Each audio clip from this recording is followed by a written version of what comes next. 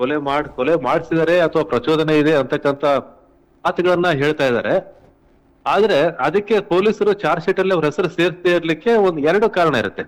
ಮೊದಲನೇ ಕಾರಣ ಏನು ಅಂತಂದ್ರೆ, ಪೊಲೀಸರಿಗೆ ನಿಜವಾಗ್ಲೂ ಬಿಕ್ಲು ಶಿವು ಕೊಲೆ ಪ್ರಕರಣದಲ್ಲಿ ಆ ಏನು ಘಟನೆ ನಡೀತು ಆ ಘಟನೆಯಲ್ಲಿ ಭೈರತಿ ಬಸವರಾಜ್ ಅವರ ಪಾತ್ರ ಇಲ್ಲ ಅಂತ ತೀರ್ಮಾನ ಮಾಡಿದ್ರು ಅಂತಕ್ಕಂಥ ಒಂದು ಪ್ರಶ್ನೆ.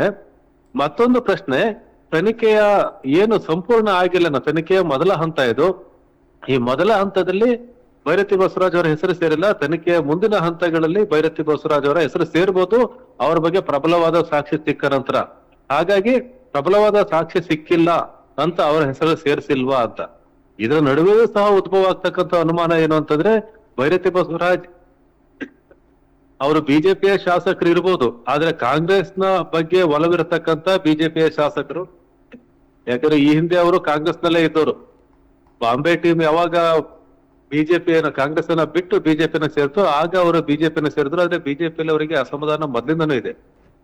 ಈ ನಡುವೆ ಸರ್ಕಾರ ಏನಾದ್ರೂ ಈ ವಿಷಯದಲ್ಲಿ ಮೃದು ಧೋರಣೆ ತಾಳ್ತಾ ಇದೆ ಭೈರತಿ ಬಸವರಾಜ್ ಅನ್ನೋ ಬಗ್ಗೆ ಸಾರ್ವಜನಿಕರಲ್ಲಿ ಅನುಮಾನ ಬರ್ತಾ ಇದೆ. ಆದ್ರೆ ಅಂತಿಮವಾಗಿ ತನಿಖೆ ಏನ್ ನಡೆಯುತ್ತೆ, ತನಿಖೆ ವರದಿ ಏನ್ ಹಾಕ್ತಾರೆ, ಅದೇ ಮುಖ್ಯವಾಗುತ್ತೆ. ಈ ನಿಟ್ಟಿನಲ್ಲಿ ಮುಂದಿನ ಹಂತದ ತನಿಖೆಯಲ್ಲಿ ಚಾರ್ಜ್ ಶೀಟ್ ಅಲ್ಲಿ ಅವ್ರ ಹೆಸರು ಸೇರಬಹುದು ಅಂತ ದಾಖಲೆಗಳು ಸಿಕ್ಕರೆ.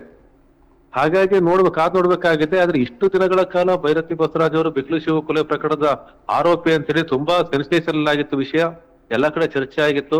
ಆದ್ರೂ ಸಹ ಅವ್ರ ಹೆಸರು ಸೇರಿಲ್ಲ ಅಂತಂದ್ರೆ ಇದು ಕರ್ನಾಟಕದ ಜನರಲ್ಲಿ ಒಂದ್ ರೀತಿ ಅಚ್ಚರಿಗೆ ಕಾರಣ ಆಗಿದೆ ಅಂತ ಹೇಳ್ಬೋದು. ಆದ್ರೆ ಮುಂದಿನ ಬೆಳವಣಿಗೆಗಳು ನೋಡ್ಬೇಕನ್ನೋ, ಇನ್ನೂ ಸಹ ಏನು ಮುಗ್ದಿಲ್ಲ, ತನಿಖೆ ಮುಗ್ದಿಲ್ಲ. ಚಾರ್ಜ್ ಶೀಟ್ ಮೊದಲ ಹಂತದ ಚಾರ್ಜ್ ಶೀಟ್ ಅನ್ನು ಸಲ್ಲಿಸಿದ್ದಾರೆ, ಮುಂದಿನ ಹಂತದಲ್ಲಿ ಮತ್ತಷ್ಟು ಚಾರ್ಜ್ ಶೀಟ್ ಅನ್ನ ಸಲ್ಲಿಸಬಹುದು. ಹಾಗಾಗಿ ಪೊಲೀಸರು ಏನ್ ಕ್ರಮ ತಗೋತಾರೆ ಮುಂದಿನ ದಿನಗಳಲ್ಲಿ ಅಂತ ನೋಡ್ಬೇಕಾಗಿದೆ.